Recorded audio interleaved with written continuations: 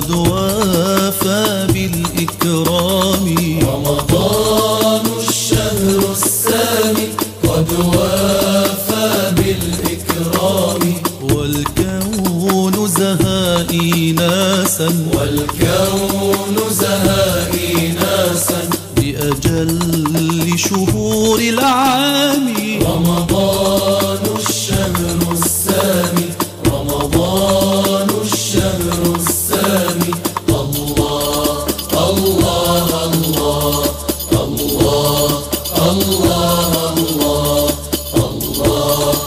الله الله قد آنسنا وحبانا من مورده أروانا قد آنسنا وحبانا من مورده بالله من الشيطان الرجيم.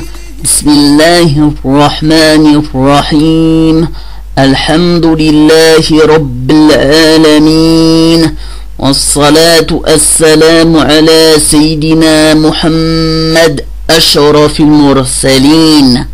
Allah subhanahu wa ta'ala n'a pas besoin des créatures, il n'a pas besoin de l'endroit. Mawjoudun bila kayfin wala makan, il existe sans endroit. La preuve à partir du Coran et sa parole ta'ala, laysa kamithlihi shay', Surat Ashura, Ayah 11, qui signifie rien n'est tel que lui.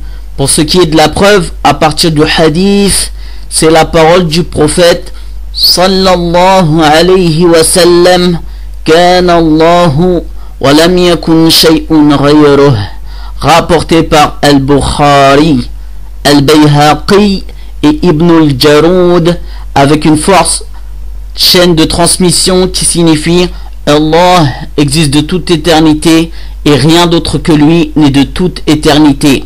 Cela veut dire que Allah existe sans avoir de début et à son existence, alors qu'il n'y a rien de toute éternité hormis lui, ni eau, ni air, ni terre, ni ciel, ni kursi, ni trône, al-arsh, ni humain, ni djinn, ni ange, ni temps, ni endroit. Allah Ta'ala existe avant les endroits. Sans endroit, il est celui qui a créé les endroits, il n'en a donc pas besoin.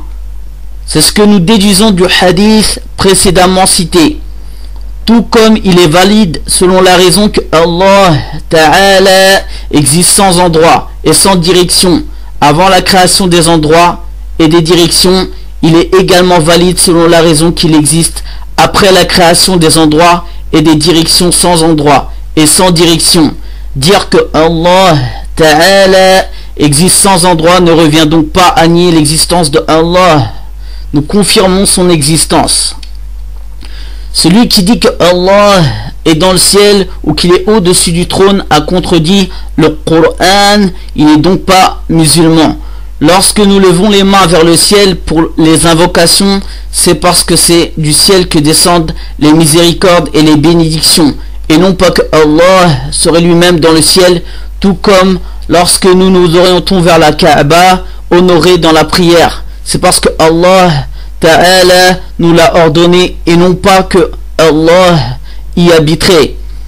Quant à ce qui est visé par l'ascension, Al-Mi'raj, ce n'est pas de faire parvenir le messager jusqu'à un endroit qui serait au centre de l'existence de Dieu, mais c'est d'honorer le messager sallallahu alayhi wa sallam en lui faisant connaître les choses étonnantes du monde céleste et aussi pour le glorifier. Celui qui a pour croyance que Allah existerait lui-même dans le paradis ou qu'il serait assis sur le trône, ou qui a cru que Allah lui-même serait dans le ciel ou dans un endroit inconnu ou connu, il n'a pas connu Allah. Il est donc pas musulman, même s'il le prétend. L'imam Abu Ja'far al-Tahawi, que Allah l'agrée, a dit ce qui signifie il est exempt, c'est-à-dire Allah des limites, des fins, des côtés, des organes et des membres. Il n'est pas contenu par les 6 directions comme le sont toutes les créatures. Yani قال ولا تحويه الجهات ست كسائر المبتدعات. Il a aussi dit dans son traité ومن وصف الله بمعنى من معاني البشر فقد كفر, c'est-à-dire que celui qui considère que Allah a une des caractéristiques des humains aura mécru. Or, l'établissement ou la position assise sur un trône ou sur un kursi, tout comme la localisation ou l'habitation dans un endroit, tout cela fait partie des caractéristiques des créatures.